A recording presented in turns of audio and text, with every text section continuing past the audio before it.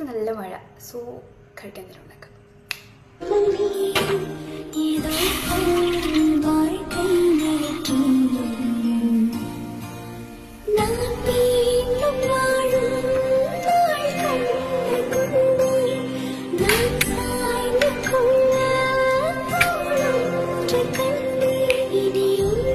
ഒരു മിനിറ്റ്, ഈ പഴവും മാവും കൂടി മിക്സ് ചെയ്യുമ്പോണ്ടല്ലോ നല്ല ചൂടോടുകൂടി തന്നെ മിക്സ് ചെയ്താൽ നല്ല യെല്ലോ കളറായിട്ട് നന്നും കൂടി മിക്സ് ആയിട്ട് കിട്ടുള്ളൂ. ഇല്ലാന്നുണ്ടെങ്കിൽ ഇതേപോലെ വേറെ കിടക്കും. ഓക്കെ, അപ്പോൾ പറയട്ടോ.